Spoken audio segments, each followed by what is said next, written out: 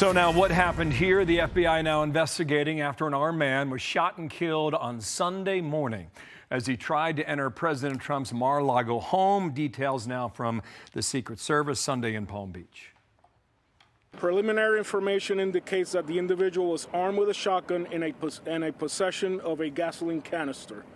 Agents and the deputy discharged their firearms to stop the threat. At this time, no law enforcement personnel were injured during the incident. We want to be clear, the President of the United States was not in the state of Florida. And this remains an active investigation by the FBI. White House Press Secretary Caroline Leavitt posting this in part. In the middle of the night while most Americans were asleep, the United States Secret Service acted quickly and decisively to neutralize a crazy person, armed with a gun and a gas canister, who intruded President Trump's home. Dana Marie McNichol now live with the latest. Palm Beach, Florida on the follow-up. Dana Marie. Hi, good morning, Bill. Well, a 21-year-old from North Carolina traveled all the way down here to Florida. He used the north gate at Mar-a-Lago to get inside. Today, security remains high as the FBI is tracing his movements before the breach. Now, Martin's family, they reported him missing to a sheriff's department in North Carolina at 1:38 in the morning on Sunday. The timing of this report from his relatives is notable because, according to authorities, Martin entered Mar-a-Lago at 1:30 a.m. What communication his family had with him or even their knowledge about his plans is still unclear. His cousin told the Associated Press that Martin's behavior was shocking, that he came from a family of avid Trump supporters and was even afraid of guns. Now, deputies in Palm Beach shared a picture of the shotgun and gas canister they say Martin was holding. The FBI, now leading the investigation, are asking neighbors to look at their security camera for anything out of the ordinary. Former FBI Deputy Director Dan Bongino says reacting to Martin's movements are critical. He either got out of a car, that car had a license plate, he got out of an Uber, left a hotel room. Once you start to backtrack and build the video crime scene in reverse, and there's a large network of security cameras, private and public, down there, that's how you're going to get an ident. And Martin's motives still remain unclear as President Trump and his family were not at Mar-a-Lago of the time. Secret Service Director Sean Curran, he's here in Florida now to help with this active investigation. Bill. All right, Dana Marie, more to come on that, certainly. Thank you, live in Palm Beach, Florida. Dana? For more on this, let's bring in former FBI investigator Bill Daly.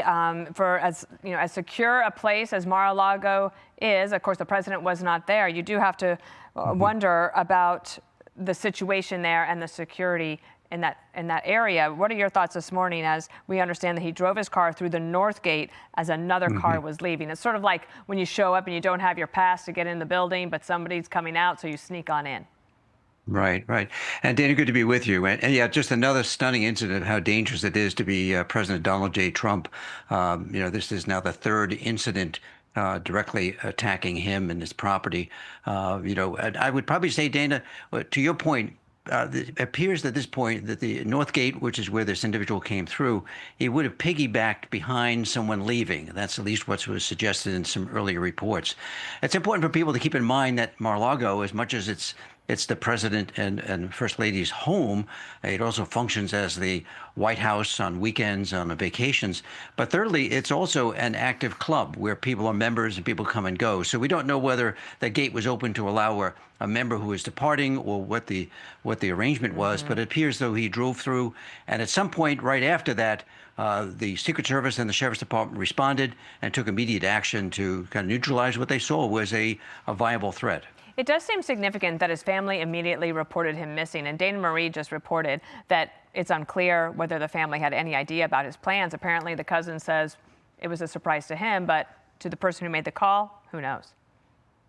Exactly, Dana. And this is where the FBI comes into play, as the FBI will take the lead role in finding out not just what happened, but the who behind it. We now know a name. We want to know more about what may have led him to do this. Some of the reports coming from family members, as you just suggested in the earlier report, indicated somewhat of kind of a benign individual who really didn't seem to act out in any way in the past. In fact, I think a local North Carolina, police are saying that there was no criminal records of note at all. So it's important to find out a bit more behind what kind of led him to this. As we've seen in other incidents, unfortunately, like the Charlie Kirk shooting, the killing of the United Healthcare executive, is that sometimes there are these kind of breadcrumbs, or what behavioral scientists will call leakage, that suggests there was something else going on here. You just don't know, Dana, with all this rhetoric that is out there.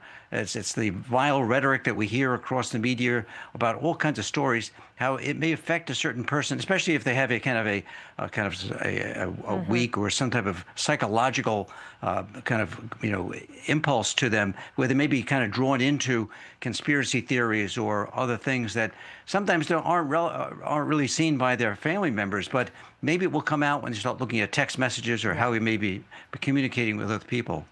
Bill, let me get you. We have a minute left, and I just want to have this time to ask you about the Pima County Sheriff's update on the Nancy Guthrie case. She is still missing. We are entering week 4. They released a note on Saturday saying there have been no changes to resources in this investigation. This will remain an active investigation until Nancy Guthrie is found or all leads are exhausted. We can put up the timeline for everybody to see here. We're entering the 4th week. I mean, it did take 6 weeks to try to track down what happened to the people who were the victims in the Idaho murder case. This is not a murder case. They still, as Savannah said last week, they still believe she is alive. As this stands now, last word to you. Yeah, there's still a lot of leads to follow up here. We have all the equipment or the paraphernalia the individual is wearing coming to the door.